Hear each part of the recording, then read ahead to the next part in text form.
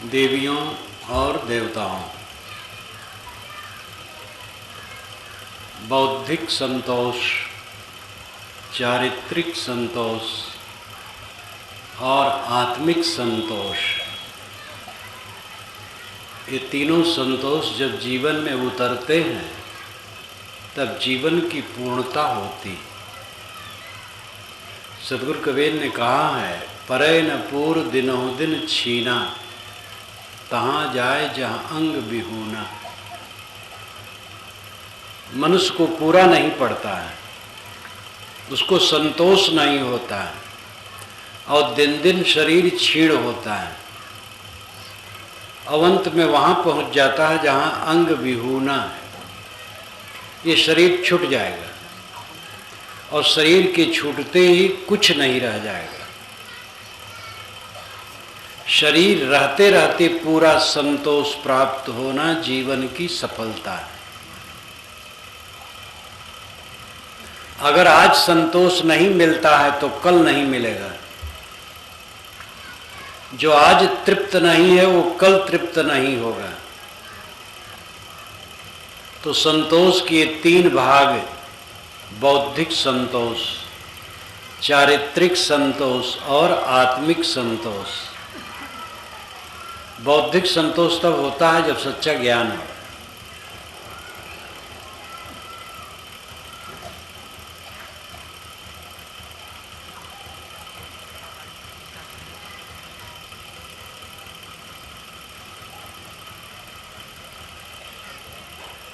होता है जब सच्चा ज्ञान होता है। चारित्रिक संतोष तब होता है जब आदमी पवित्र आचरण से चलता है। आत्मिक संतोष तब होता है जब संसार की असारता का पूरा बोध होता है। बड़े बड़े नेता जब मरते हैं तो अखबार में छपता है, कल अमुक टाइम में उन्होंने इस असार संसार का त्याग कर दिया। नेता लोग सार मान करके ही दौड़ते रहते हैं पदों के लिए। और नेता ही नहीं, ये महंत लोग भी, मंडलेश्वर जगत गुरु लोग भी, यहाँ तक गुरुपद जो सर्वश्रेष्ठ है उस गुरुपद के लिए मारामारी है, हम गुरु बन जाए। इससे अधिक नरक और क्या होगा। लोभ जहाँ आएगा पाप वहीं जम जाएगा। साधु भेष धरने से कोई साधु नहीं होता है। कबीर साहब ने कहा है, साधु होना चाहिए पक्का होई के खेल, कच्ची सरसों पेर के खई भई ना तेल। साधु बनना चाहिए उन्होंने नहीं कहा, होना चाहिए कहा। साधु होना चाहिए। कच्ची सरसों पेर करके न खली होगा न तेल। अध कचरे में कोई वेश धरेगा तो दुर्गंधी फैलाएगा। तो गुरु बनने के लिए, महंत बनने के लिए मंडेश्वर जगत गुरुओं के मुकदमे चलते हैं। और जब जज कह देगा तब ये जगत गुरु बनेंगे। अब आज तक कोई जगत गुरु बना नहीं। जगत भर का गुरु कोई होता है? कोई नहीं होता है। सनक, सनंदन, सनातन, सनत कुमार, याज्ञवल्क, भरद्वाज, वशिष्ठ, विश्वामित्र, प्रवाहण, जयबली, श्वेतकेतु, उद्दालक, कपिल, कणाद, जैमिन, बादरायण, कितने नाम लिए जाएं, व्यास, वशिष्ठ। ये सब बड़े बड़े पुरुषों ने अपने को कभी जगत गुरु नहीं कहा, मंडलेश्वर भी नहीं कहा। नाम केवल है श्वेतकेतु, उद्दालक, याज्ञवल्क, कपिल, कणाद इत्यादि। गोस्वामी जी ने अपने को तुलसी और तुलसीदास लिखा, मानस मर्मज्ञ कहीं नहीं लिखा। रामचरित मानस का पाठ अगणित बार में किया। गीता और रामायण यही मेरा प्रथम पाठ का विषय रहा। जब कबीर साहब की वाणी मिली तो कबीर को अध्ययन किया। पहले तो मैं रामायण और गीता का ही अध्येता था, और इसीलिए तुलसी पंचामृत, मानसमणि, रामायण रहस्य ये सब लिखा। तुलसी वाङ्मय में मैंने कहीं नहीं पाया कि गोस्वामी जी ने अपने को मानस मर्मज्ञ लिखा हो। लेकिन आज 4 चौपाई याद करने वाले मानस मर्मज्ञ हैं। और इतना नहीं, प्रतिवाद भयंकर शास्त्रार्थ महारथी तर्क पंचानन है। कबीर नानक ने अपने को कबीर लिखा, नानक लिखा, नानक दासा कबीर दास। और इनके अनुगामी इतने तृष्णा में पड़ गए हैं बड़े बड़े पदों के लिए कि हद है।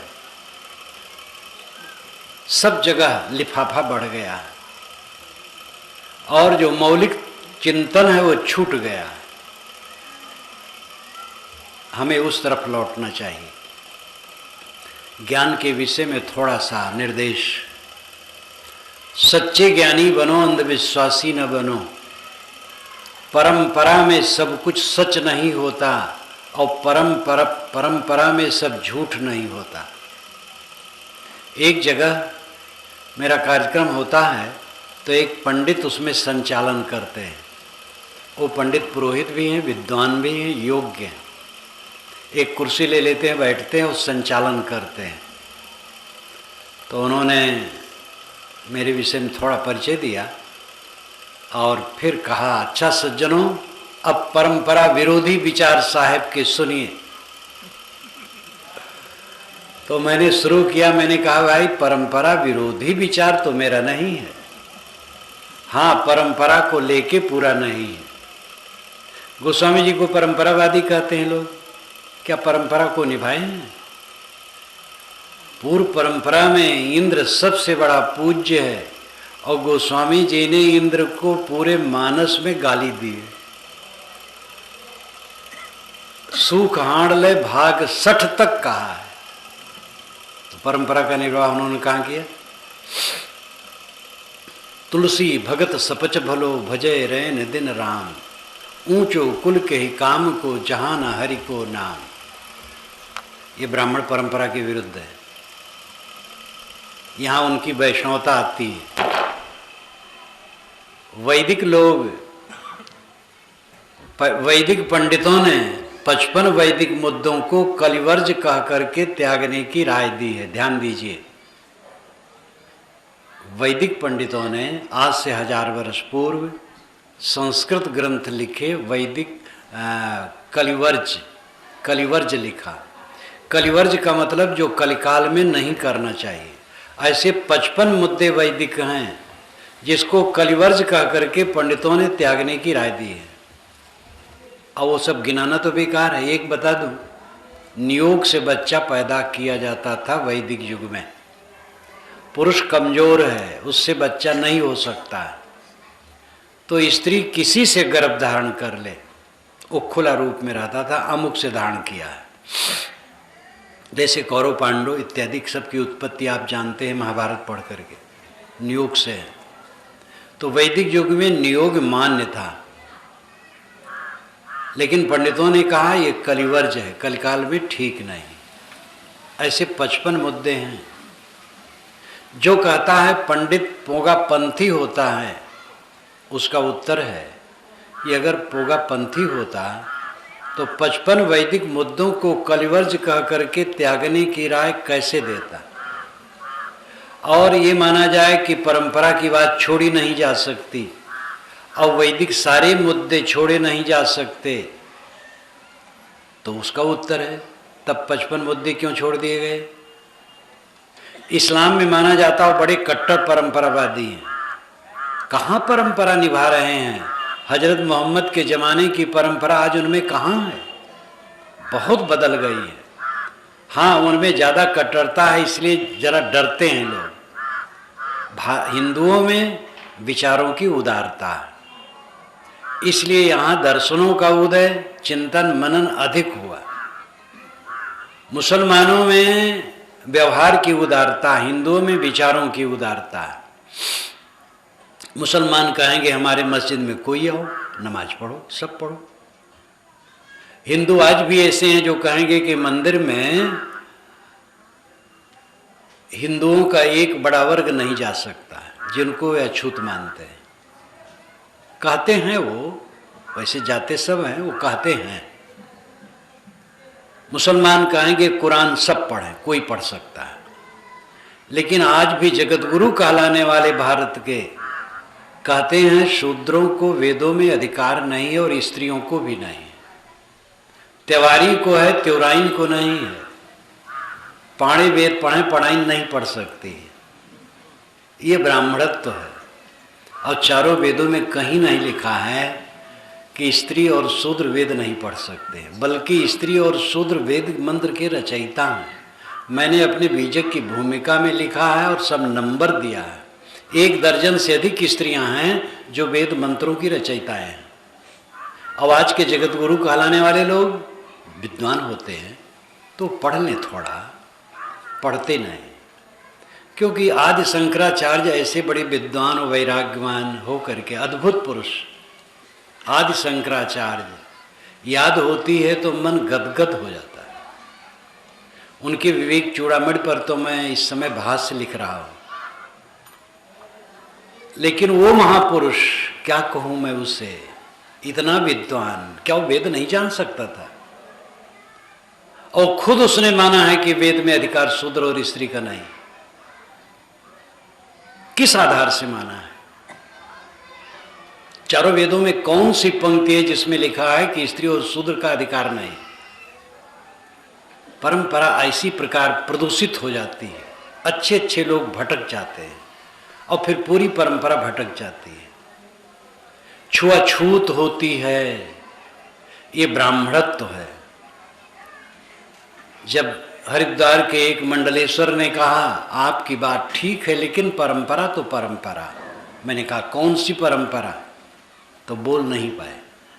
मैंने कहा आपकी परंपरा का मूल ग्रंथ क्या है? तो विद्वान है वो, संस्कृत के अच्छे पंडित हैं, लेकिन चुप रहे, जानते हैं वेद है। मैंने कहा वेद में कहाँ कौन पंक्ति है कि जिसमें लिखा है मनुष्य अछूत होता है? कोई उत्तर नहीं दे सके। चारों वेदों में एक पंक्ति भी नहीं है जिसमें लिखा हो कि मनुष्य अछूत होता है। स्मृतियों में लिखा है, ये पीछे की पुस्तकों में लिखा है, मानस में भी लिख दिया गया है, पूजी विप्रशील गुणहीना, लेकिन वेदों में नहीं लिखा है। मनुर्भव जनया दिव्यम जन्म, मनुष्य बनो दिव्य जन समाज पैदा करो, ये लिखा है। पंच ये मेरे जना, ऋग्वेद में लिखा है पंच जना ये मेरे। पंचजन ब्राह्मण क्षत्रिय वैश्य शूद्र निषाद, ये साणाचार्य का भाष्य है। मैंने अपने भाष्य में लिखा है ज्ञानी, शासक, व्यवसायी, शिल्पी और श्रमिक।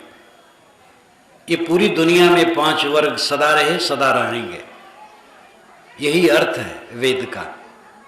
और इस कहते हैं ये मेरे पंच ये मेरे जना, पंच जना ये मेरे नाम हवन करना। पंच जन हवन करते हैं, जिनको आप अति शूद्र कहते हैं, अछूत कहते हैं, वे भी हवन करते, वेद में लिखा है। और वेद वेद चिल्लाने वाले कितने भटक गए हैं। साहब ने कहा है पढ़े वेद भरम मर्म नहीं जाना। ये वेद पढ़ते लोग वेद का मर्म नहीं जानते। ये सब अज्ञान। मैं कह रहा था मुसलमानों में विचारों की उदारता कम है, व्यवहार की उदारता है। हिंदुओं में विचारों की उदारता, व्यवहार की अनुदारता है। इन दोनों को एक दूसरे से गुण सीखना चाहिए। लेकिन मुसलमान लोग अब जातवादी बन रहे हैं और हिंदू लोग अब संप्रदायवादी बन रहे हैं।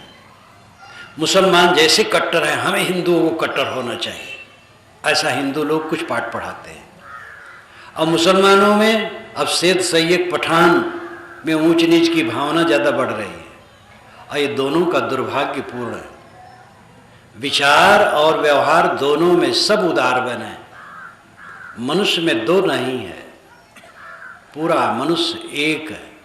कबीर साहब ने कहा एक है त्वचा हाड़ मलमूत्रा, एक रुधिर एक गूदा, एक बिंद बुंद से सृष्टि रची है, को ब्राह्मण को शूद्रा।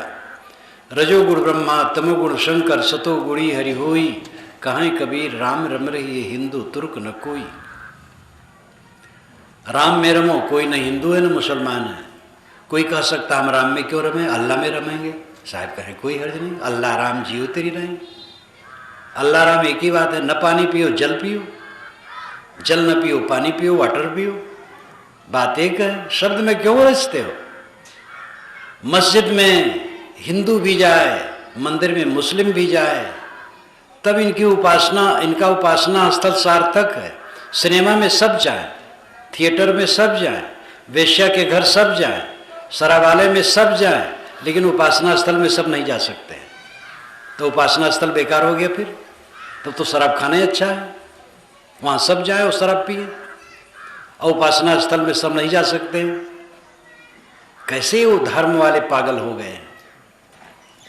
मानव मात्र का अधिकार सभी दिशाओं में होना चाहिए। कबीर साहब ने चाहा था आज से 500 वर्ष पूर्व कि मानव मात्र का अधिकार सभी दिशाओं में बराबर हो, और स्वतंत्र भारत में वो कानून के रूप में ढल गया। एक ब्राह्मण का लड़का जैसे आचार्य प्राचार्य हो सकता है, वैसे एक मेहतर का लड़का भी आज हो सकता है।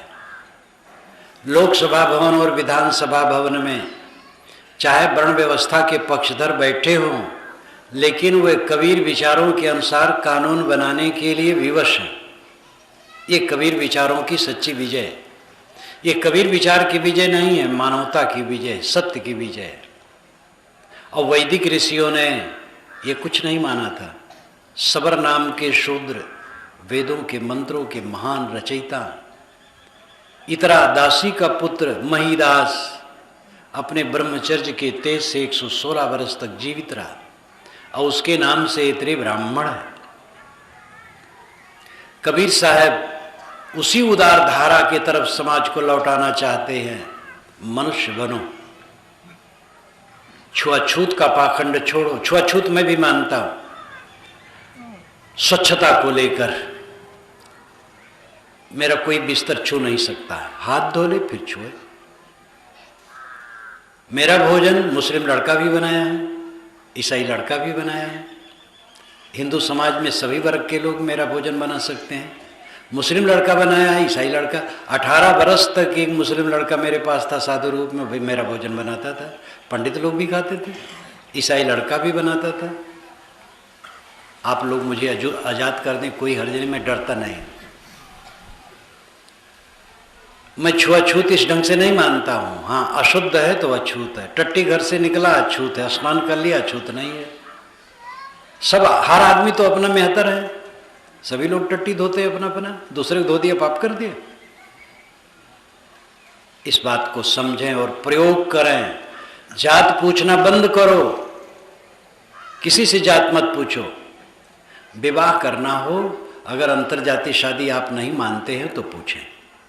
आप पूछ सकते हैं अंतरजातीय शादी करें कि न करें। एक लड़के ने मुझसे पत्र दे के पूछा, महाराज अंतरजातीय शादी आप उचित मानते हैं कि अनुचित। मैंने उसको उत्तर दिया, मैं शादी ही उचित नहीं मानता। तो अंतरजातीय शादी और गैर शादी के चक्कर में पड़ो, वैसे रहो, बिना शादी के रहो। हाँ, शादी करना है तो आप लोग जानो, अंतरजातीय करना हो अंतरजातीय करो, और जैसे चाहो वैसे करो। हम इसमें नहीं पड़ते। अंतरजातीय शादी करने से सब में एकता आएगी, और झंझट भी है, और झंझट झेले बिना एकता आएगी भी नहीं। लेकिन आपका विषय भैया, उसमें हम नहीं पड़ेंगे। हाँ, इतना मैं मानता हूँ कि अगर आप दूसरी जाति कहलाने वालों में शादी नहीं करना चाहते, अपनी जाति में करना चाहते हैं, तो विवाह के समय पूछ लीजिए, बाकी समय पूछने की जरूरत नहीं। अब अंतरजातीय शादी आप मानते हैं तो भी पूछने की जरूरत नहीं है। और जगह जगह कौन दूध के हो, रास्ता चलते चलते लोग पूछते कौन दूध के हो। अरे दूध पानी नहीं, मनुष्य मनुष्य। मनुष्य को देख करके नहीं जान पा रहे हो। एक पंडित जी ने कहा, कैसे जाति नहीं होती है? ब्राह्मण गोरे होते हैं, शूद्र काले होते हैं। मैंने कहा ब्राह्मणों में भी शूद्रों में भी काले होते हैं, गोरे होते हैं। तो कई शूद्रों में जो गोरे होते हैं वो ब्राह्मणों के अंश हैं। तो मैंने कहा ब्राह्मणों में जो काले होते हो, तब बेचारे मजबूर हो गए, वो तो शूद्र के अंश हो गए सब। वेदव्यास जी महाराज कृष्ण थे, काले थे, इसलिए कृष्ण द्वैपायन नाम उनका है। श्री कृष्ण महाराज घन श्याम थे, महाराज राम श्याम थे। श्याम और घन श्याम थे, तो महाराज राम और कृष्ण को क्या टाट के बाहर करोगे? अगर राम कृष्ण आज आ जाएं तो उनको हम अपने सर पर रख लेंगे, और सांवले थे इसलिए उनको अलग कर देंगे क्या? सांवला गोरा कुछ नहीं, मानो मानो है। समाज शास्त्रियों ने समाज का विभाग 3 में किया है, यूरोपाप, मंगोलाप, निग्रोसम।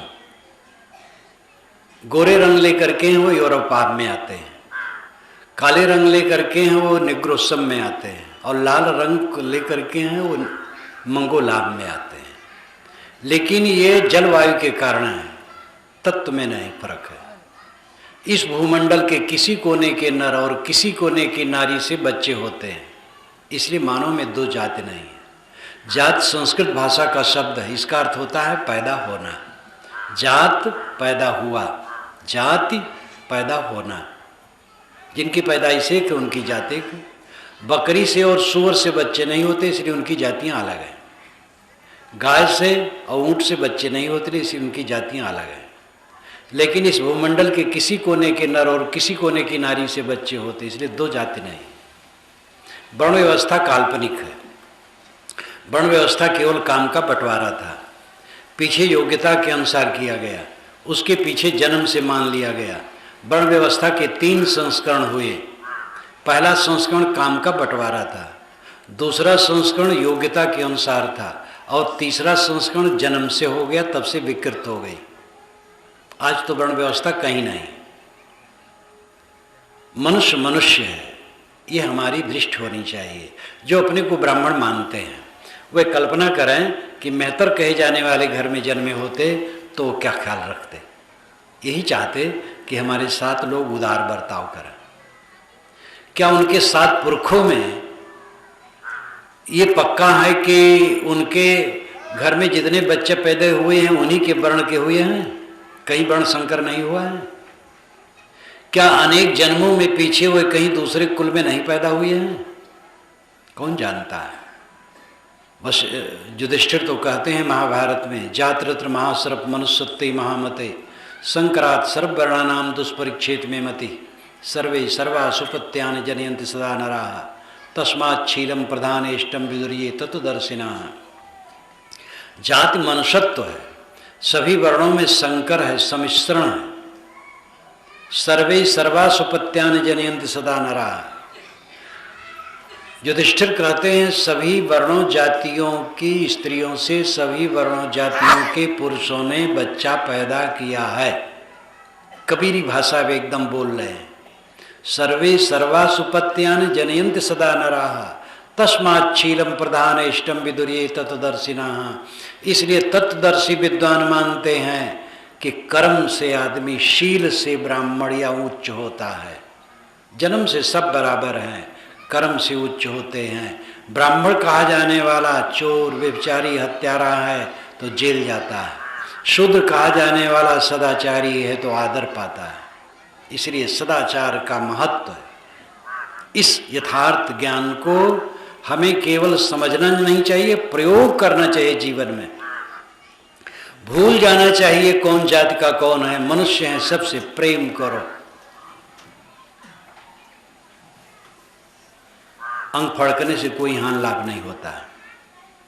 दाहिना पुरुष का बायां अंग स्त्री का फड़के तो लाभ है, बायां पुरुष का और दायां स्त्री फड़के तो हानि। ये कल्पना है, ये झूठी कल्पना है। कोई अंग फड़के बिल्कुल निश्चिंत होकर के अपना काम करो। अंग फड़कने से कोई लाभान नहीं है। छूछा घड़ा देख करके चलोगे काम बिगड़ जाएगा, भरा घड़ा देख करके काम बन जाए, दोनों झूठ है। छूछा घड़ा भरा घड़ा में कोई हानि लाभ नहीं है। सबसे बड़ा अशुभ है तेली। तेल लेकर के कहीं तेली सामने आ गया, अगर किसी काम से आप जाते हैं तो समझ लो बंटा ढार है। और सिर पर तेल आप लगाएं, बंटा ढार नहीं हो रहा है। रोज तेल खाते हो, तेल लगाते हो, बंटा ढार नहीं होता है। तेल देने वाला बंटा ढारू है। कैसी दुर्बुद्धि है हमारी। जिस समाज ने तिलहन का पता लगाया, तेल दिया, जिससे हमने पकवान बनाए, दवाइयाँ बनाई, शरीर में लगाए, प्रकाश चलाए, उस समाज को हमने अशुभ माना। ये हमारा महापाप है। तेली अपराधी नहीं। इस धारणा को बिल्कुल दिल से निकाल देना चाहिए। भूत प्रेत नाम की कोई चीज नहीं होती है जो आपको लगती है। भूत प्रेत जहां होते हैं वहां मैं रात रात खूब रहा हूं, कोई भूत प्रेत नहीं मिला। लेकिन भूत प्रेत का प्रचार करने वाले बड़े बड़े विद्वान लगे हुए हैं। आजकल टीबी ने तो भयंकर विनाश किया। न मालूम कितने चमत्कारों की बकवास उसमें चल रही है। सुनता हूं मैं तो देखता नहीं। चमत्कार पूरा का पूरा झूठ है, चाहे जिसके नाम में लगा हो। नाम लेने की अब जरूरत नहीं। दुनिया के बड़े बड़े कहलाने वाले, चाहे उनका नाम पैगंबर हो, चाहे अवतार हो, चाहे गुरु हो, चाहे संत हो, चाहे और कुछ हो, जिनके नाम में, चाहे जिसके नाम में चमत्कार लगा है, वो सब का सब झूठ है। आकाश में उड़ गए, लकड़ी को छुए या देख लिए तो 10 फीट से वो 15 फीट की हो गई। एक सूत नहीं बढ़ सकती है लकड़ी। जिला दिए, मुर्दे को जिला दिए गुरु बाबा। 1000 गुरु मिल करके नहीं, 1000 ईश्वर मिल करके एक मरी हुई मक्खी नहीं जिला सकते। प्रकृति का विधान अपना है। कहते ईश्वर भी नहीं जिला सकता है। ईश्वर चाहे सूरज पर कमल और कमल पर सूरज खिला दे, बहुत बढ़िया बात। ईश्वर से कहना चाहिए कि सूरज पर कमल और कमल पर सूरज न खिलाए, धरती से पाप को खत्म कर दे। और नहीं कर पा रहा है, सूरज पर कमल खिला देगा? ईश्वर की परिभाषा जो आपने की है गलत की है। ईश्वर विश्वव्यापी नियम है, वो मुर्दा को जिलाता नहीं है। ईश्वर की परिभाषा बहुत गलत की गई है। 10 लाख की चोरी की और 1000 की मिठाई, फूल, कपड़े, नगद लेकर के मंदिर में गए, रोने लगे, भगवान क्षमा करो। भगवान पिघल गया क्योंकि कमीशन पा गया। घूस लेने देने के हमादी ईश्वर को भी घूसखोर बना दिए। आप ये सोचिए, जो ईश्वर आपको चोरी करने से नहीं रोक पाया, वह ईश्वर आपके चौरत्व पाप को काट पाएगा? उसकी शक्ति होती तो चोरी करने से आपको रोक देता, और नहीं रोक पाया। मंदिरों में मूर्तियां चुरा जाती हैं और ईश्वर नहीं रोक पाता है। मस्जिदों में आग लगा दी जाती है। पाकिस्तान में मस्जिदों में जो आग लगाई जाती है वो मुसलमान ही होते हैं। कौन अपना है कौन पराया है? ब्राह्मण ब्राह्मण को धोखा देते हैं, मुसलमान मुसलमान को देते हैं, कुर्मी कुर्मी को देते हैं। अपना पराया कोई नहीं है। ये लोभ काम क्रोध लोभ छोड़े बिना मानवता नहीं आ सकती। कौन पराया है? अल्लाह कह दो मंदिर में तो गाज फाट पड़ेगी, और मस्जिद में राम या ओम कह दो तो गाज फाट पड़ेगी। ये कितनी हृदयहीनता है। अल्लाह, अल इलाह, अल्लाह अरबी शब्द का, अरबी भाषा का शब्द है। उसमें अल और इलाह 2 पद हैं। अल नाम आदरणीय, इलाह नाम पूज्य, ये इसका अर्थ है। जैसे इंग्लिश में दी आदर सूचक है, तैसे अरबी में अल आदर सूचक है। अल और इलाह, अल आदरणीय और इलाह पूज्य। आपका ऋग्वेद पहला वेद है, बड़ा वेद है, और उसका पहला मंत्र है अग्निमीले पुरोहितम यज्ञ से देव मृतजम होतार मृतन धात्मम। ये भी गायत्री मंत्र है। अग्निमीले ये पहला शब्द है। अग्निम ईले, ये पीछे बच्चों को हटाया क्यों नहीं जा रहा है?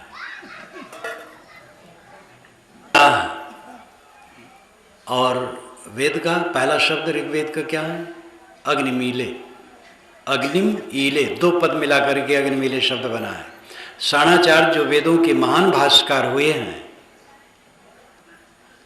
वह भाष्य करते हैं, अग्नि नामकम देवम ईले अस्तोम ईड़ अस्तुतापित धातु। अग्नि नाम का तो देवता है और ईड़ ईल इलाह पूज्य के लिए कहते हैं, क्योंकि ईड़ अस्तुतापित धातु, ईड़ धातु अस्तुति परक है। आप ध्यान दीजिए, ईड़ ईल इलाह एक बात है। कहीं भी संस्कृत कोश में ईड़ शब्द होगा, आगे लिखा होगा पूज्य, आदरणीय। अल इलाह अल्लाह, अग्निमेले पुरोहितम यज्ञ से। बकरीद, बकर कहते गो को, बकर भी शब्द अरबी का है, बकर गो, गो से गाय और बैल दोनों आ जाते हैं। और ईद ईड़ पूज्य, बकरीद का अर्थ होता है गाय पूज्य है। मुसलमान लोग घुटने टेक करके नमाज पढ़ते हैं। वेदों में बारंबार घुटने टेक करके नमाज प्रार्थना करने की बात आई है। नमाज नमन, नमन करने की बात, वो नमाज कहे वो नमन कहे। वशिष्ठ सरस्वती नदी के तट पर घुटने टेक करके प्रार्थना कर रहे हैं। सायण ने वैसे भाष्य भी किया है, मैंने अपने भाष्य में उसको उद्धृत किया है।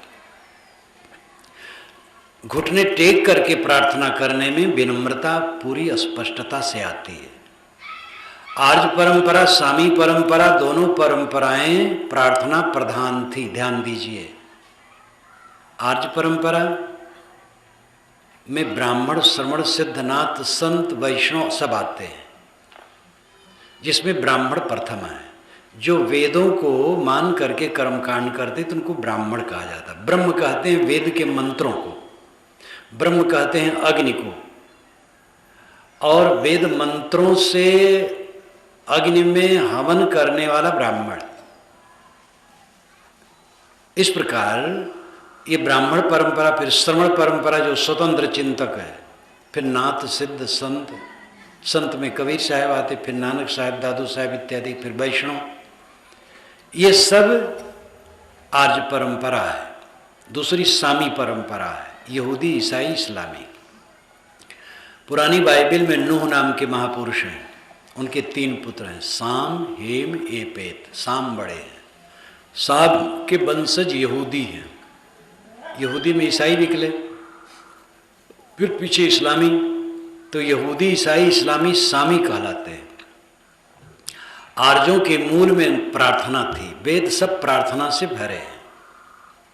और सामी परंपरा में प्रार्थना, दोनों घुटने टेक करके प्रार्थना करते थे। आर्य परंपरा में ध्यान का विकास हुआ, तो पलथी मार करके ध्यान करना बढ़ गया, प्रार्थना घट गई, इसलिए घुटने टेकना बंद हो गए। और ये विकास है। जीवन भर प्रार्थना ही करते रह जाएं तो आध्यात्मिक विकास नहीं हुआ। ध्यान में पहुँचे, ध्यान में ही समाधि होगी और कैवल्य होगा। इसलिए आर्य परंपरा में घुटने टेकना बंद हो गया, परंतु पहले दोनों में एक समान घुटने टेकना था। दुआ, आप जानते अरबी भाषा में दुआ, दुआ आशीर्वाद के लिए, मंगल कामना के लिए, प्रार्थना के लिए है। और वही अर्थ वेद में है। वेद में बारंबार दुआ आता है, देवेश कृणतो दुआ, ये ऋग्वेद का मंत्र है।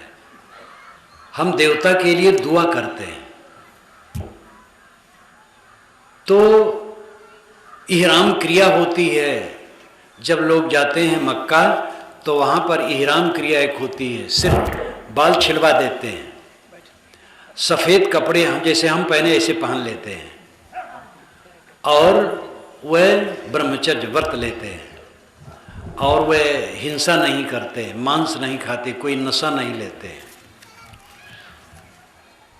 और उसको इहराम क्रिया कहते हैं। वासस और उत्तरी 2 परिधान पहनते हैं, वासस लुंगी, उत्तरी चद्दर। राम और कृष्ण आप देखेंगे वासस और उत्तरी 2 धारण किए। वशिष्ठ, विश्वामित्र इत्यादि का दौरा वेद अभ्यास का अरब तक होता था। ये सब दूसरा यहाँ कोई नहीं है, सब मनुष्य हैं, सब अपने हैं। कबीर साहब का जोर इसी पर है, मनुष्य बनो। वैदिक ऋषियों का दृष्टिकोण यही था। हम लोगों को खाई पाटना चाहिए, खाई खोद के बढ़ाना नहीं चाहिए, अंधविश्वास से ऊपर उठना चाहिए। पुराणों में लिखा गया, राजा परिवर्त 11 अरब वर्ष राज किए। जहां पहुंचे रब वहां पहुंचे कर, और जहां पहुंचे गाड़ी वहां पहुंचे मारवाड़ी। मारवाड़ी वहां पहुंच करके व्यापार कर लिए जहां आज तक गाड़ी नहीं पहुंची। जहां रब की किरणें नहीं पहुंचती वहां कब की कल्पनाएं पहुंचती हैं। 11 अरब वर्ष राज्य किए और 2500 वर्ष का ठीक से इतिहास नहीं मिलता है। वेदों में कहीं नहीं लिखा गया है कि कोई 1000 वर्ष जीता है। 100 वर्ष जीने की कामना चारों वेदों में की गई है। वेद के ऋषि आधुनिक हैं कि पुराण के लेखक? वेद के ऋषि तो आधुनिक लगते हैं। वेद के ऋषि 100 वर्ष जीने की कामना करते हैं। चमत्कार की बात वेदों में नहीं है। वे कहते देवता भी कर्म विधान और प्रकृति के नियमों के बस हैं। इन सब बातों पर ध्यान देने की आवश्यकता है। गुरु महाराज आकाश में उड़ते हैं, 500 वर्ष के हैं, बिना खाए रहते हैं, जो चाहे दे सकते हैं, लड़का दे सकते हैं, क्योंकि ईश्वर ने उनको लाइसेंस दिया है, जिनको चाहे लड़का देते रहें। और गुरु महाराज स्वयं बीमार हो जाते, अपनी बीमारी नहीं दूर कर पाते। गुरु महाराज हो चाहे पीर महाराज हो, चाहे ज्ञानी जी हो, चाहे पादरी जी हो, चाहे मुल्ला जी हो, ये सब एक घाट पर नहाए हैं। कोई दो से एक संप्रदाय का नहीं है। सभी संप्रदायों में 2 नंबर का धंधा चलता है। ज़्यादा पैसा और ज़्यादा पब्लिक तब अपने अंदर में आएंगे जब चमत्कार की बात करो, और चमत्कार झूठाई है। धर्म में इसका विनाश है। उपनिषदों में कहीं चमत्कार की चर्चा नहीं है। न तो दैववाद है, न अवतारवाद है, न पैगंबरवाद है, न छुआछूतवाद है, न वर्णवाद है, और न कोई अंधविश्वास है। उपनिषदों में ज्ञान की चर्चा है, कर्म का सिद्धांत है। कबीर साहब का विचार अपना उपनिषद ही है। सच्चे ज्ञान के तरफ बढ़ो। भूत प्रेत झूठे हैं।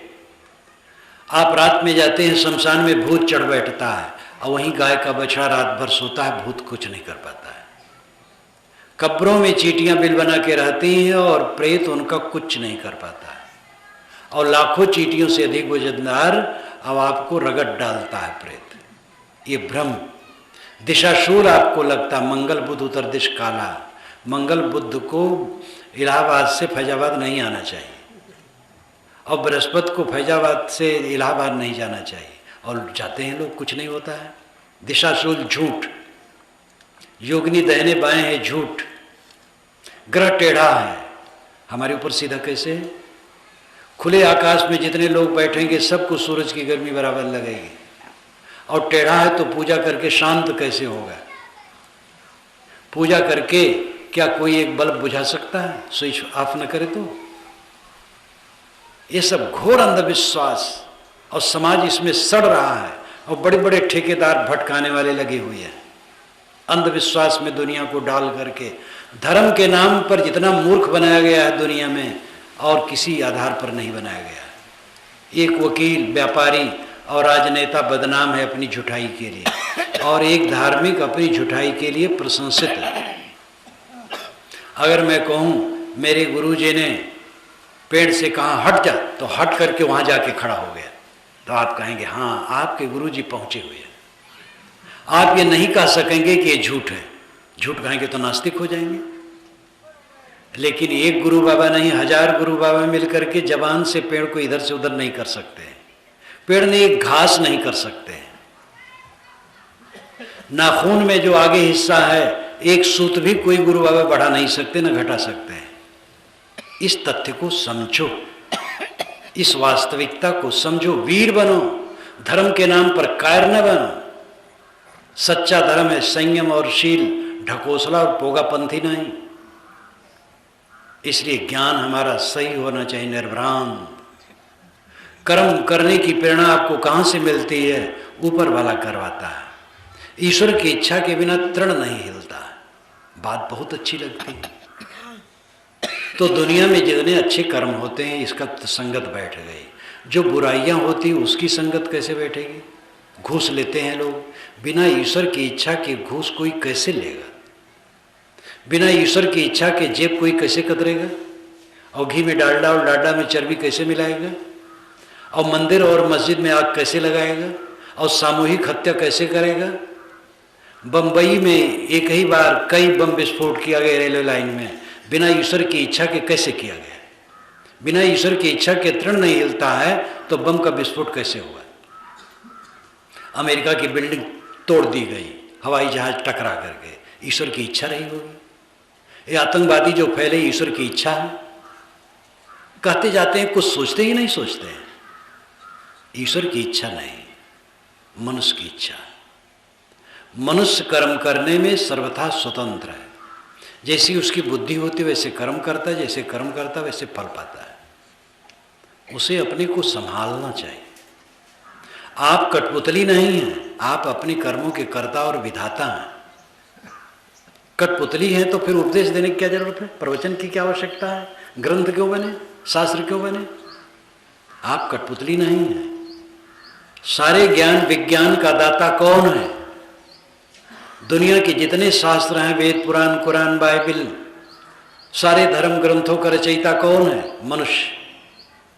सारे ज्ञान विज्ञान का विकासक कौन है? मनुष्य। सारे ईश्वरों का निर्माता कौन है? मनुष्य। सारे देवी देवताओं का निर्माता कौन है? मनुष्य। जो इतना बड़ा ज्ञान विज्ञान का स्रोत है मनुष्य, उस मनुष्य को तुच्छ कहा गया। इससे बड़ा पाप और क्या होगा? मनुष्य सर्वोच्च है। कबीर साहब ने तो कहा, मानुष तेरा गुण बड़ा, अय मनुष्य तेरे सद्गुण बड़े। वेदव्यास जी ने कहा, गुह्यम ब्रह्म तदिदम ब्रवीम नहीं मान शास्त्रेष्टरम ही किंचित। मैं तुम्हें एक गोपनीय बात बताता हूं, मनुष्य से बढ़कर के कुछ नहीं। चंडीदास बंगला भाषा के कवि, सुनो मानुष भाई, सबार ऊपर मानुष सत्ताहार ऊपर नहीं। अय मनुष्य भाई सुनो, सबके ऊपर मनुष्य सत्य है और मनुष्य के ऊपर कोई नहीं। ज्ञान विज्ञान का स्रोत कहीं है? पानी का स्रोत है, तेल का स्रोत है, कोयले की खदान है, पत्थर की खदान है, हीरे की खदान है। ज्ञान की खदान और स्रोत कहीं है? मनुष्य है। और उस मनुष्य को तुच्छ कहा गया, ये महापाप किया गया। सारा ज्ञान विज्ञान मनुष्य से निकला है। सारे ईश्वरों की कल्पनाएं मनुष्य ने की, सारे देवताओं की कल्पनाएं मनुष्य ने की है। और सब संप्रदाय वालों ने अपने अपने ईश्वर को दीक्षा दे दी है। सारे संप्रदाय वालों ने अपने अपने ईश्वर को मंत्र दे दिया है कि हमारे ही संप्रदाय वालों को मोक्ष और स्वर्ग देना, दूसरे को न देना। इसलिए संप्रदाय वाले मजहब वाले कहते हैं कि हमारे मजहब में आओ, संप्रदाय में आओ तो स्वर्ग और मोक्ष पाओगे, दूसरे में जाओगे तो नरक होगा। और ईश्वर को ऐसे सिखा दिए, ईश्वर भी ऐसे कह रहा है, किताबों में ईश्वर से कहा रहे हैं सब लोग, और सब कहने वाले मनुष्य हैं। इसलिए मनुष्य की गरिमा समझो, ज्ञान विज्ञान का स्रोत केवल मनुष्य है। मनुष्य के महत्व को घटाओ मत। आप अपने कर्मों के कर्ता और विधाता हैं। आप, हमारी बुद्धि जितनी शुद्ध होगी कर्म शुद्ध होंगे, कर्म शुद्ध होंगे आचरण शुद्ध होगा। अपने कर्मों को सुधार लो, कोई आपको तकलीफ देने वाला नहीं है। कोई शैतान, कोई देवता आपके ऊपर तैर नहीं रहा जो आपके ऊपर कूद पड़े और आपको रगड़ डाले। हमारे आपके दुर्बुद्धि दुष्कर्म ये हमें तकलीफ देते हैं। इस वास्तविकता को समझें। ज्ञान हमारा सच्चा होना चाहिए, निर्भ्रांत। कारण कारज की अटूट व्यवस्था है, उससे विरुद्ध कुछ नहीं होता है। एक जगह मैं प्रवचन कर रहा था, छोटा समाज था, 30 वर्ष पुरानी बात है। थोड़ी दूर पर गिरजाघर था, चर्च, वहाँ के पादरी आके बैठे थे। बूंदी पड़ने लगी, सब उठ पड़े, बरामदे में आ गए। पादरी ने कहा, महाराज हमारे यहाँ भी बड़े पादरी आए थे, तो पानी बरसने की बात हुई, बादल आने लगा, तो उन्होंने हाथ ऊपर उठाया, या ईसा, बादल फट गए। मैंने कहा, भाई मैं इतना पहुंचा हुआ नहीं, झूठी बात। कोई कहा उस समय फिर नहीं बरसा तो लगा लेते हैं कि हाथ उठाने सो गया। आप ही बैठे बैठे इन स्त्रियों को बच्चा का आशीर्वाद देते रहो तो किसी को हो जाएगा। उसको होना था, हो गया, बस आपकी बात लग गई। एक गांव में रात में 4 लोग जाते थे गांव के बाहर रात उलीचने। वे समझते थे रात को उलीचोगे तो रात जाएगी, नहीं तो रातें बनी रहेगी। तो पारी बंधी थी, गांव के 4 लोग बाहर जाएं तो रात भर उलीचें। रात को सवेरा हो जाए तो समझे हमने उलीच दिया। तो एक समझदार आदमी दूसरे गांव से आया, जब जान पाया तो कहा आज न उलीचो। अरे भैया न उलीचेंगे तो रातें बनी रह जाएगी। अरे कहे आज रुके रहो, तो वो रोक लिया। तब प्रकाश जब हो गया तब समझे अरे हमारे उलीचे से नहीं तो स्वयं होती है। तो ऐसे रात लोग उलीचते हैं अंधविश्वास में पढ़ करके। कर्म सिद्धांत जब तक मजबूत नहीं होगा पाप धरती से नहीं जाएगा। पाप कटवाने की भावना 18 पुराण और महाभारत में से अगर छांटा जाए तो करीब 40,000 श्लोक निकलेंगे, जिसमें कि पाप काटने के लिए नुस्खे बड़े सुंदर सुंदर हैं। ऐसे दूसरे मतों में भी है। 18 पुराण और महाभारत, वाल्मीकि रामायण में बहुत कम है ये सब चीज। महाभारत बहुत विशाल है, इसलिए उसमें ज्ञान की बातें भी बहुत हैं और प्रपंच भी बहुत है। तो 18 पुराण और महाभारत इन 19 जिल्दों में से छांटा जाए तो 40,000 श्लोक होंगे, जिसमें गंगम नहाओ पाप कट जाए, राम नाम लेते ही पाप भस्म हो जाए, गुरु का चरणोदक पीते ही मुक्ति हो जाए। अगर गुरु के चरणोदक में ऐसा बल है तो गुरु का चरणोदक ले करके ड्रम में भर करके गांव-गांव पिलाते चलो, सब मुक्त होते जाए। अयोध्या में शरीर छोड़ देगा वो मुक्त हो जाएगा। 4 खान जगजीव पारा वत्त चेतन नहीं संसारा। मेढक मछली और साधु और दुष्ट सब अयोध्या वाले मुक्त हो जाएंगे। गोस्वामी जी की चौपाई है, लेकिन जब तीरथ से घबराए तब कहे सुर सदनन तीरथ पुरिन निपट कुकाज कुलाज मनोह मवासे मारी कल राजत सहित समाज। तीर्थों में, पुरियों में और मंदिरों में महाकुकर्म, निर्लज्ज कुकर्म हो रहे हैं, मानो कलिकाल वहाँ डेरा जमा के बैठा। जब तीर्थों से घबराए तो ये कहे। और पंडित पुजारियों के पेट धंधा के लिए गोस्वामी जी ने चौपाई लिख दी, अवसत अचेतन नहीं संसारा। कहीं शरीर छोड़ने से मुक्ति उक्ति नहीं होगी। मुक्ति होती है देह में रहते रहते। वासना त्याग जिसका है वही मुक्त है। आज मुक्त है, आगे मुक्त होगा। वेदों में, शास्त्रों में, उपनिषदों में कहीं नहीं लिखा है ये पान तमाकू के भाव पर मुक्ति बेचने की बात। मार देने से मुक्त, भगवान जिसको मार दिए मुक्त हो गया, ये कोई बात हुई? क्रोध से मारा जाता है, मारने से मुक्ति नहीं होती है, वासना त्याग से मुक्ति होती है। वेद शास्त्र भूल गया, उपनिषद भूल गए, ज्ञान के विचार भूल गए, प्रपंच फैल गया, इसमें समाज सड़ रहा। ये समझ लो आपका पाप कोई काटने वाला नहीं, न गुरु काट पाएगा न कोई भगवान काट पाएगा। आपका पाप खुद आपको काटना होगा। चोरी करते हो, चोरी करना छोड़ दो, पाप कटेगा। जो चोरी करना छोड़ देता है बहुत वर्षों के बाद उसका नाम थाने से कट जाता है। थानेदार विश्वास करने लगते हैं। जितना हम गलत काम करते थे छोड़ दें, अच्छे काम में लग जाए, सुधर जाएगा। और पाप करते रहें और देवी देवता मनाते रहें, कोई फल नहीं होगा। इसलिए ज्ञान हमारा सच्चा होना चाहिए। सच्चा ज्ञान होगा तो आचरण पवित्र होगा। आचरण गड़बड़ है, शांति नहीं मिलेगी। सच्चा ज्ञान वह है जो तर्क युक्त हो, विवेक युक्त हो और सृष्टि क्रम के अनुकूल हो, प्रकृति के नियमों से आबद्ध हो, उच्छृंखलता पूर्वक बात, मनमानी जैसे आए वैसे कह दिया, लिख दिया, और जो लिख दिया बस सोना हो गया, किताबों में लिख दिया। राजा सगर की पत्नी को 60,000 बच्चे एक साथ पैदा हो गए, लिख दिया। पंडित जी कहे सच है, पुराण में लिखा है। तो एक भगत ने कहा कि लिखा हो तो सच? कहे बिल्कुल। कहे मैं भी एक बात बताऊं? कहे बताओ। कहे एक किसान था, 60 एकड़ उसकी जमीन थी, तो उसमें उड़द बो दिया। जब उड़द पक गया तो फिर दिल्ली से उसने आरे मंगवाए उड़द को काटने के लिए। जब उड़द काट करके खलिहान में रखा गया तो राजस्थान से 60,000 ऊँट मंगवाए गए उसको, उसकी दवाई के लिए। उसमें एक ऊँट खो गया। 60,000 ऊँट में एक ऊँट खो जाना कोई कठिन बात नहीं है। उड़द वसाया गया, ऊँट नहीं मिला। उड़द भिगाया गया, ऊँट नहीं मिला।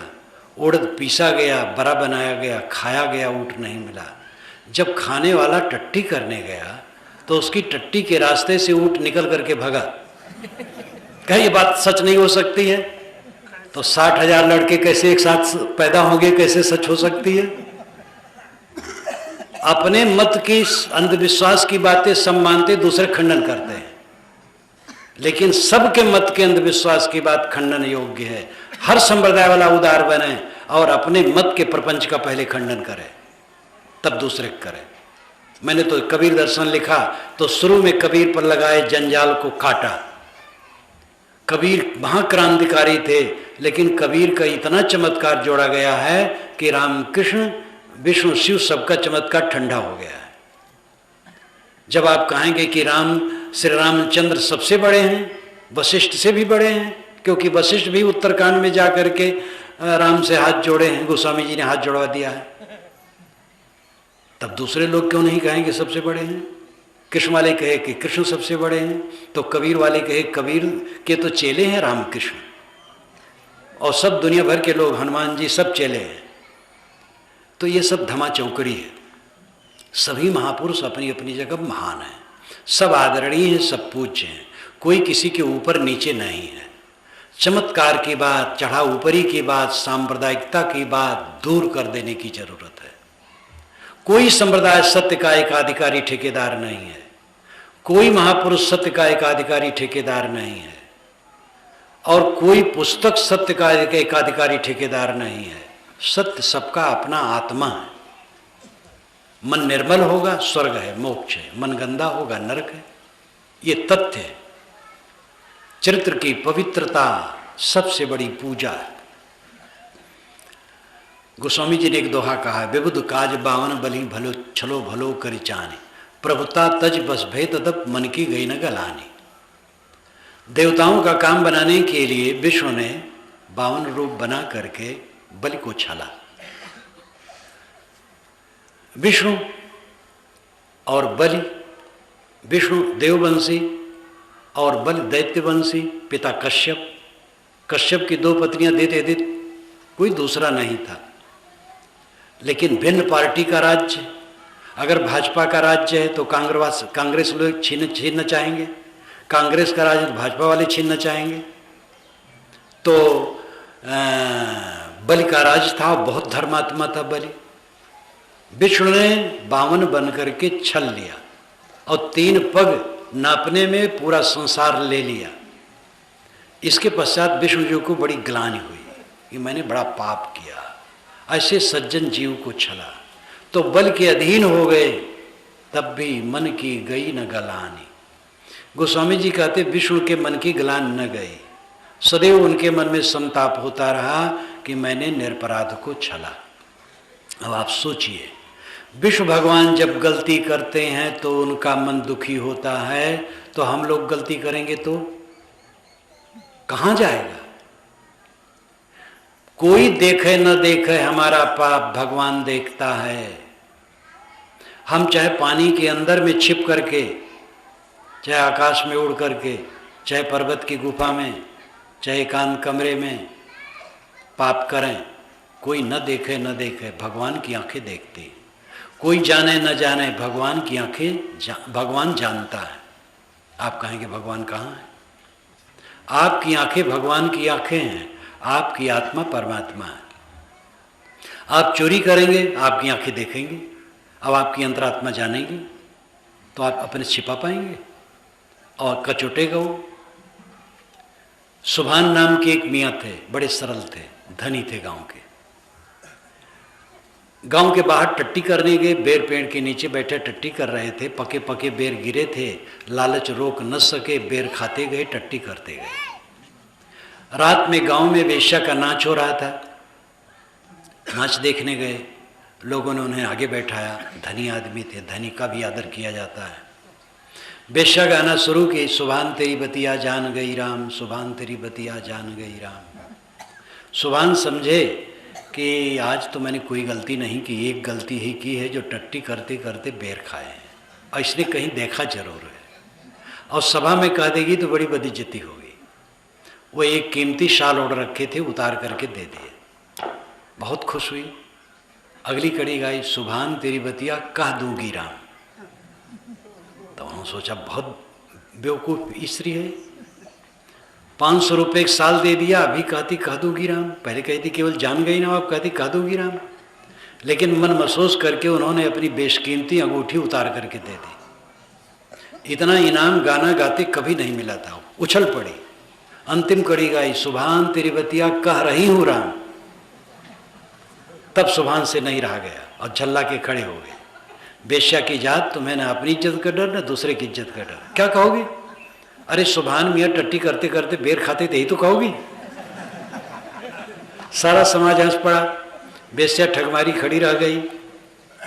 उसने कहा, हुजूर मैं ये नहीं जानती हूँ यहाँ कोई सुभान मियाँ है। सुभान तो ईश्वर का नाम है, ये अरबी भाषा का। सुभान, सु आधा ब हान, सुभान।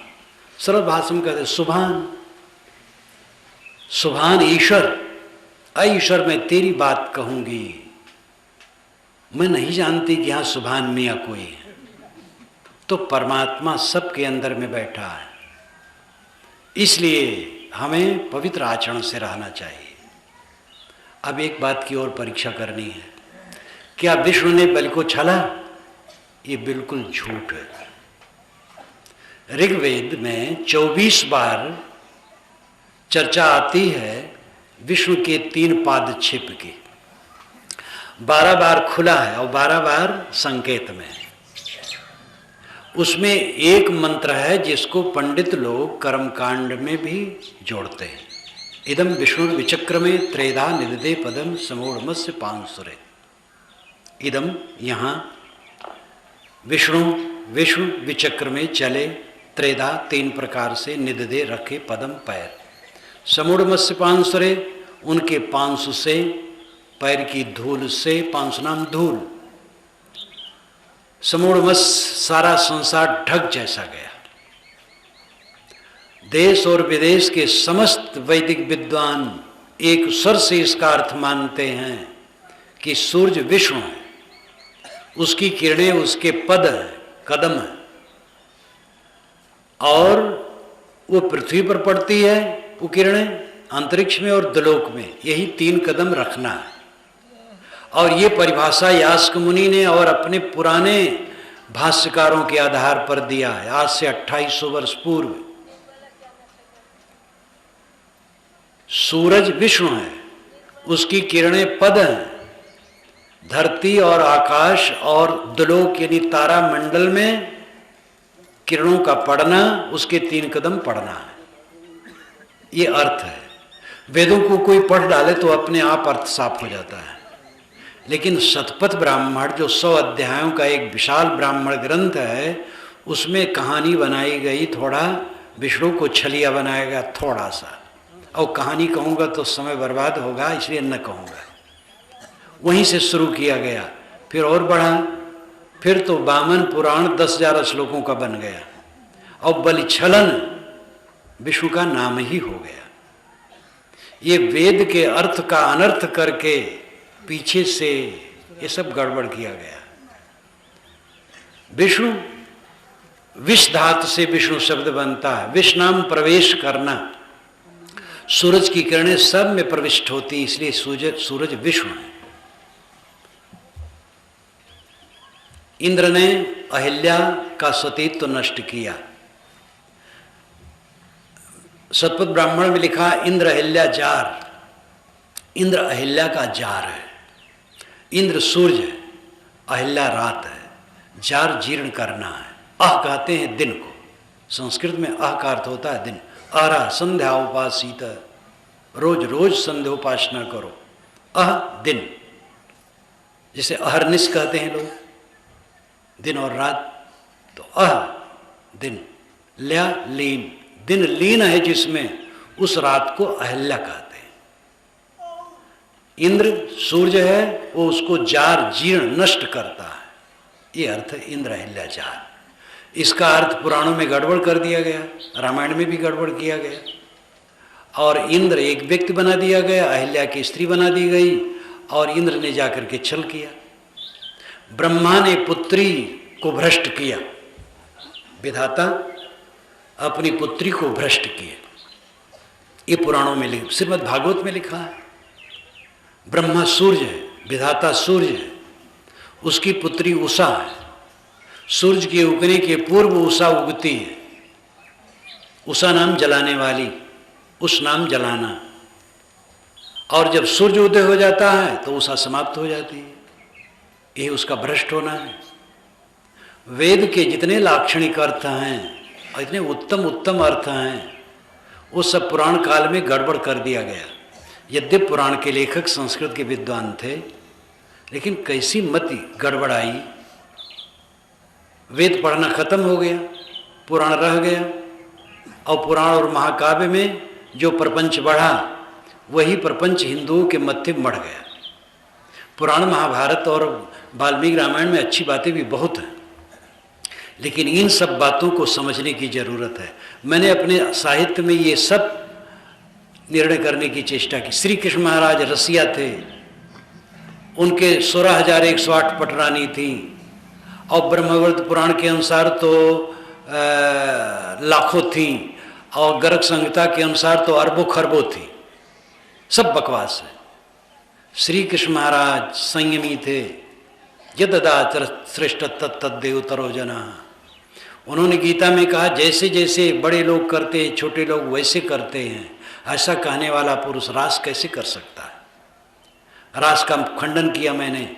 एक प्रकाश द्विवेदी ने जब उद्धव गीत लिखा तो मुझे उसमें कई संस्कृत हिंदी में सम्मतियाँ आईं, तो मुझे कहा आप भी सम्मत दीजिए। मैंने कहा तुम मेरे पास आओगे तब लिखूँगा। कहे नहीं, आपकी पारखी दृष्टि चाहिए। तो मैंने लिखा और पारख में छपा। तो अयोध्या के कई विद्वानों ने सोचा, ऐसा तो हम लोग कभी सोचे नहीं। मैंने तर्क दिया है कि कोई ऐतिहासिक आधार नहीं है श्री कृष्ण का रास करना। महाभारत प्रथम ग्रंथ है, महाभारत में कहीं रास की चर्चा नहीं है। और श्री कृष्ण महाराज के चौथे पन में हुआ है ये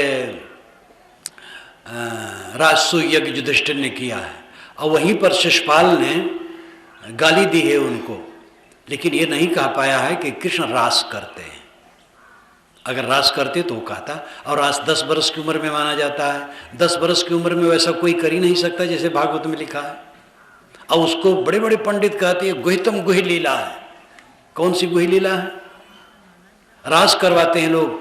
जब ये कुंभ मेला चलता, अभी इस वर्ष भी है, रास वाले हमारे कैंप में आए, कहे महाराज हम ब्राह्मण हैं, थोड़ा खाने पीने दे दीजिए, और दान दक्षिणा जो करेंगे लोग मेला वाले हम स्वीकार लेंगे, और आप कुछ पैसा न दीजिए। हम लोग कहे भाई हम ये सब नहीं करवाएंगे। बहुत पीछे पड़े। तो हमारे संतों ने कहा कि हम अपने पंडाल में श्री कृष्ण महाराज को नाचते देख नहीं सकते। तो कि महाराज क्षमा कीजिए, मैं नहीं जानता था। अब आज जगतगुरु कहलाने वाले अपने पंडाल में कृष्ण को नचवा रहे हैं, रास करवा रहे हैं, जबकि इतिहास है ही नहीं।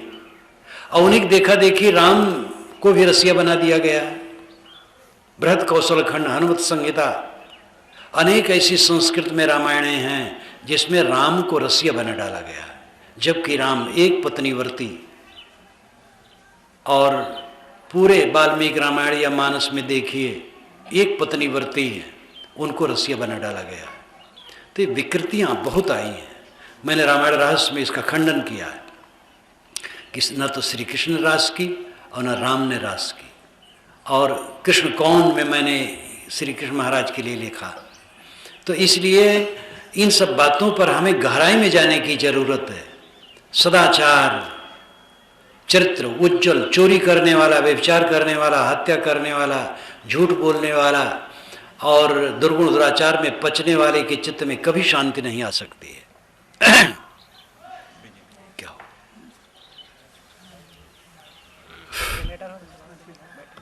बिजली से रही तो जनरेटर के पास व्यक्ति को रखना चाहिए भाई। है वेद का कोई भी ऋषि चरित्रहीन नहीं है। और चरित्रहीन छोड़ दीजिए, ढील चरित्र का भी नहीं है। वेद का कोई भी देवता चरित्रहीन नहीं है।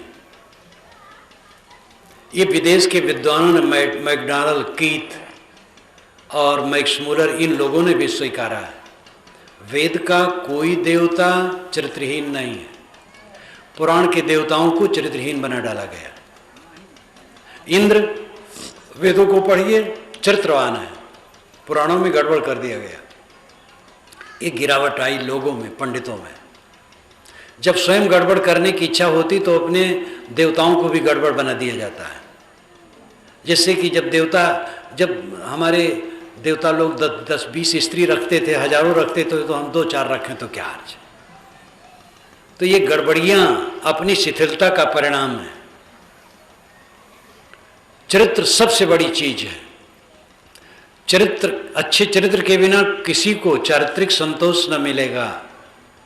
ईमानदारी से जिए, बेईमानी से जिएंगे तो भी जीवन चलेगा, लेकिन उसका परिणाम दुखद होगा।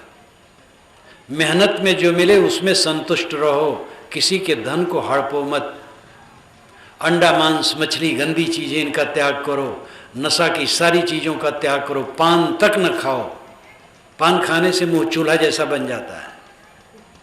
चूल्हा में लकड़ी, कंडा, भूसी, पत्ता सब झोंक दिए, मुंह में पान झोंक दिए, फिर चूना चाट लिए, फिर जाफरानी, फिर गुटखा भी डाल लिए, फिर बीड़ी भी खोस लिए, फिर बोतल भी डाल लिए। क्यों चूल्हा बनाते हो मुंह को? आपके दांत मोती के समान चमकने चाहिए। पवित्र आचरण, हर दिशा में पवित्र आचरण होना चाहिए। उज्जवल चरित्र से आप चारित्रिक संतोष होगा, अंतिम आत्मिक संतोष। ध्यान दीजिए, कुछ मिनट, चाहे कितना बड़ा धन हो, पद हो, प्रतिष्ठा हो, अनुगामी हो, शांति नहीं मिलेगी।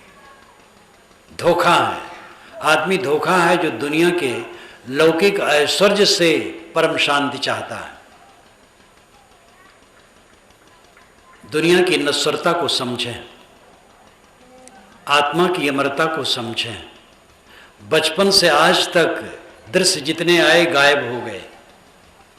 यहाँ जो बूढ़े बैठे हैं ध्यान दें, आज से 70 वर्ष पूर्व का दृश्य कहाँ है? 60 वर्ष के पहले वाले हानि लाभ कहाँ हैं? 50, 40, 30, 20, 10, 5 वर्ष के पहले वाले हानि लाभ कहाँ हैं? आज का भी कहाँ रहेगा? देखो ये सभा बैठी, कुछ मिनट में उठ जाएगी, कल याद की जाएगी, फिर महीनों वर्षों के बाद लोग याद करेंगे एक सभा हुई थी।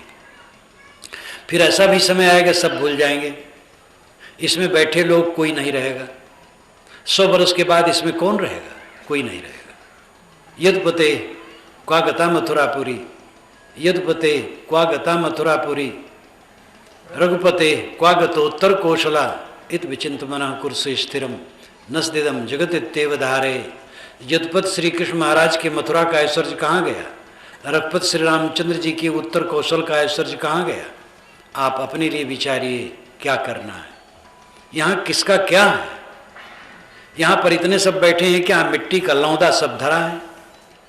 या समझ लो हड्डी का कंकाल या मांस का लोथड़ा, अंत में यही तो है। और इसके अंदर में दिव्य चेतन आत्मा है, वही आप हैं। आप चेतन आत्मा हैं, ये मांस का लोथड़ा नहीं है। आत्मज्ञान, भारतीय परंपरा के अध्यात्म में आत्मज्ञान, यहाँ उपासना के केंद्र में आत्मा है। भारतीय परंपरा में, अब भारत के बाहर की तो कितनी उपासनाएं हैं, व्यक्ति केंद्रित हैं। अमुक पैगंबर को न मानो तो आपका स्वर्ग होगा ही नहीं, और यहाँ किसी पैगंबर को मानने की बात नहीं है।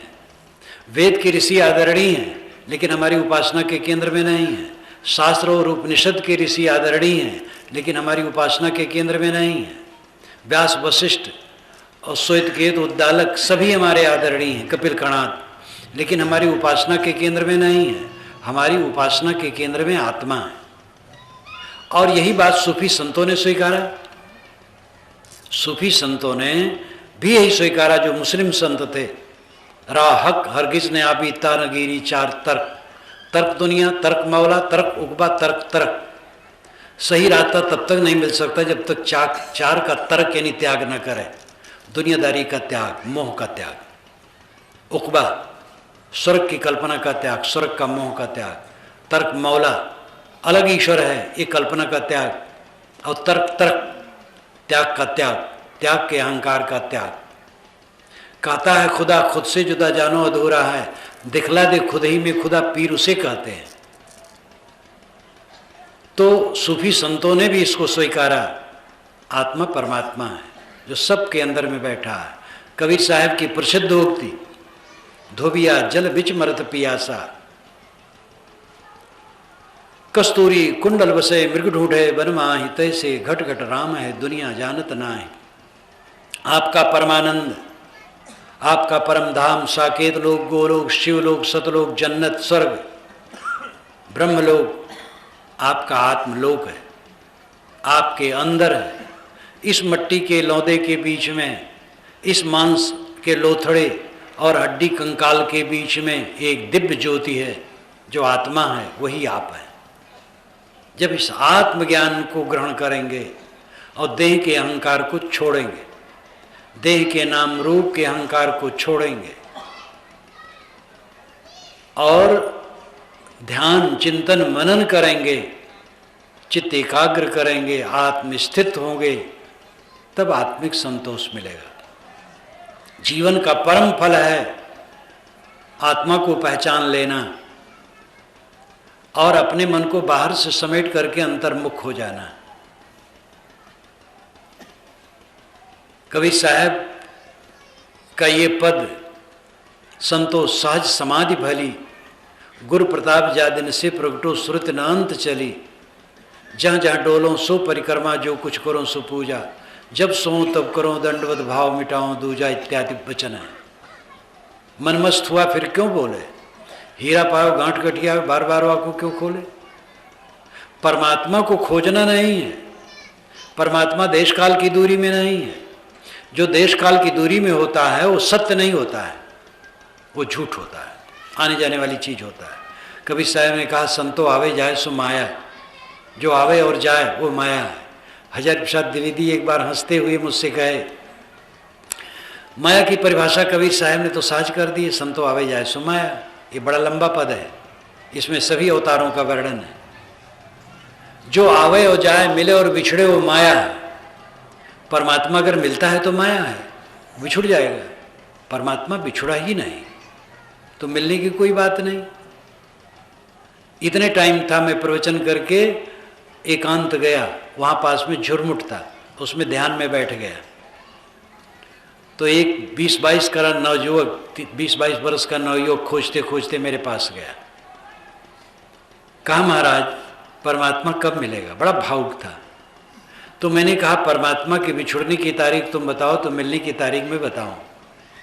तो स्तंभित रह गया। मैंने कहा परमात्मा बिछुड़ा ही नहीं है, परमात्मा की सुगंधी सबको निरंतर आती है। जैसे कस्तूरी मृग की नाभि में है, सुगंधी उसको वहीं से आती है, लेकिन वो घास फूसों में खोजता है, जानता नहीं। जान जाए तो सुगंधी मिल ही रही है, खोजना बंद हो जाए। अनंत सुख, निर्भय सुख, अचल सुख, अनपायनीय सुख, जो छूटने वाला सुख न हो, हम चाहते हैं। और वह सुख स्वप्न नहीं है, वह सुख मिथ्या नहीं है, वह सुख केवल आदर्श नहीं है, काल्पनिक नहीं है, वास्तविक है। वो आपके अंदर है। इच्छा, वासना, तृष्णा छोड़े बिना वो सुख नहीं मिलेगा। जब ये समझ में आए कि सारे ऐश्वर्य का आधार शरीर, टट्टी पेशाब की पोटली है, चाम का थैला है, साधना की दृष्टि से कल्याणकर है, भोग की दृष्टि से तो व्यर्थ है। और यह जान करके जब अपने आत्मा में विश्राम होगा, तृष्णाओं को छोड़ करके, तब वो दशा आएगी जो परम शांति की है। परम शांत, परम सुख, परमानंद, ब्राह्मी स्थित, कैवल्य, हकबीनी, दीदार, ये सब भाषा, सबका अर्थ एक है। वासना का त्याग, आत्मलीनता, बहुत सरल काम है, बहुत सरल काम है। आप काले बाल को उजले होने से रोक नहीं सकते हैं, चाम में सिकन आने से रोक नहीं सकते हैं, परिवार और पदार्थों पर कब्जा कर नहीं सकते हैं, लेकिन मन को शुद्ध कर सकते हैं, मन को शांत कर सकते हैं, मन पूरा निर्मल होता है। सामान्य व्यक्ति नहीं, साधक को भी भ्रम होता है कि मन पूरा निर्मल नहीं होता है।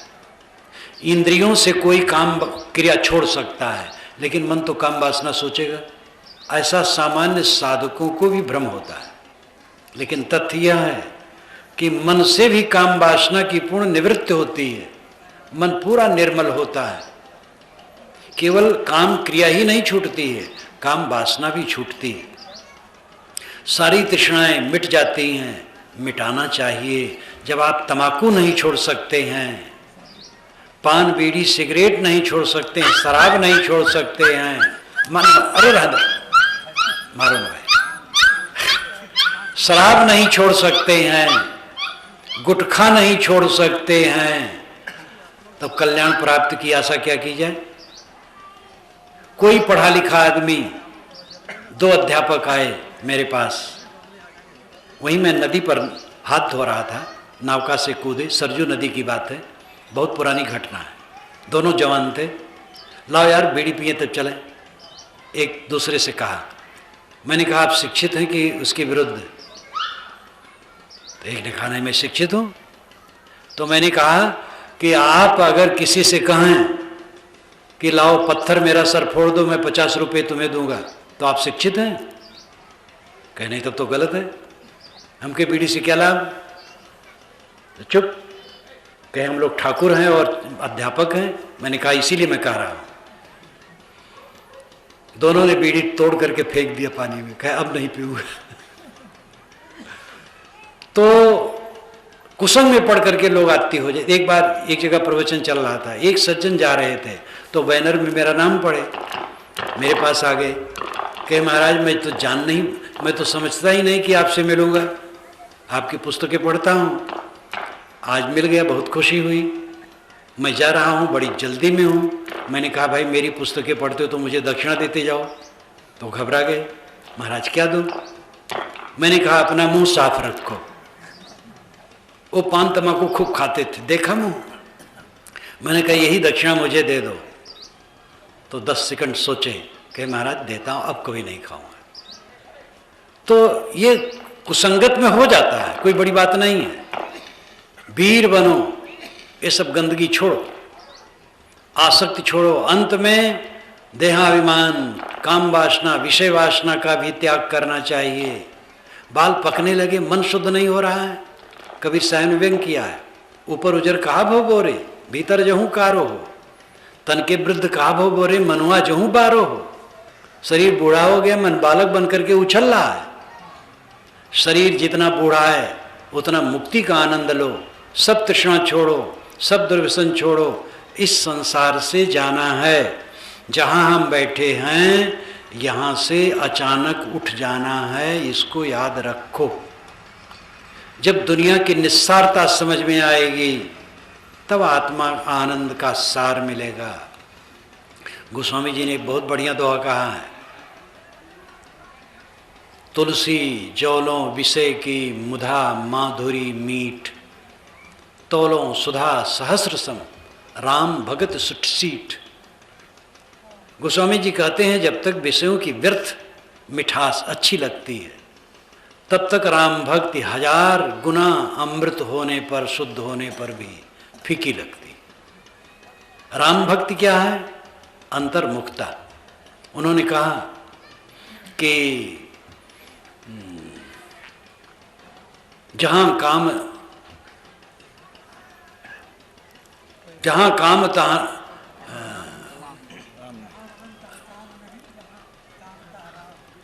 ये नहीं कबीर साहब पता है? नहीं, गोस्वामी जी का संतोष के लिए है। जहां तोष तहां राम है, राम तोष नहीं भेद, तुलसी पेख गहत नहीं सहत विविध विधि खेद। जहां संतोष है वहां राम है, राम संतोष में भेद नहीं है। राम को खोजने जाओ कहाँ मिलेगा? संतोष आया बस राम हो गया। राम अंदर में बैठा है, संतोष करो। जहां संतोष हुआ राम आया। राम और संतोष में भेद नहीं है। तो ये आत्मिक संतोष तब होगा जब ये चमक दमक से मन हटेगा। अब अंत में हटना है। अंतिम बात निवेदन इतने है कि निकाले न जाओ, इस्तीफा दो। लोग इस्तीफा नहीं देते, निकाले जाते हैं। जब निकाले जाते तो बदिज्जत होते, इस्तीफा दे दो तो बदिज्जती नहीं होगी। मोह माया से इस्तीफा दो, रहो घर में, कपड़ा वैसे पहनो, साधु भेष धरने की जरूरत नहीं है, लेकिन हृदय से समझ लो कुछ मेरा नहीं, निष्काम होकर के सेवा करो, तब आत्मिक संतोष मिलेगा। तो बौद्धिक, चारित्रिक और आत्मिक ये तीनों संतोषों का समुच्चय जीवन का परम संतोष है। सच्चा ज्ञान, पोथियों का आधार लो, लेकिन किसी पोथी में आबद्ध मत हो। दुनिया की सारी पोथियां आदरणीय हैं, वेद, कुरान, बाइबल सब ग्रंथ आदरणीय हैं, और ईसा, मूसा, मोहम्मद, राम, कृष्ण, बुद्ध, महावीर, कबीर, नानक सब आदरणीय हैं। हिंदू, मुसलमान, ईसाई, यहूदी सब आदरणीय हैं, और न्याय सबसे ऊपर है। सच्चा न्याय, 2-2 4, सच्चा ज्ञान के पक्षधर बनो, सदाचार के पक्षधर बनो, और अंतिम अवस्था को ये समझो कि दुनिया छोड़नी है, इसलिए आसक्ति त्याग करके आत्माराम में लौटने की चेष्टा करो। इस प्रकार बौद्धिक संतोष, चारित्रिक संतोष, आत्मिक संतोष से हमारे जीवन की पूर्णता होती है और जीवन में परमानंद की उपलब्धि होती है। आप लोगों को धन्यवाद देते हुए मैं अपनी वाणी को विराम देता हूँ।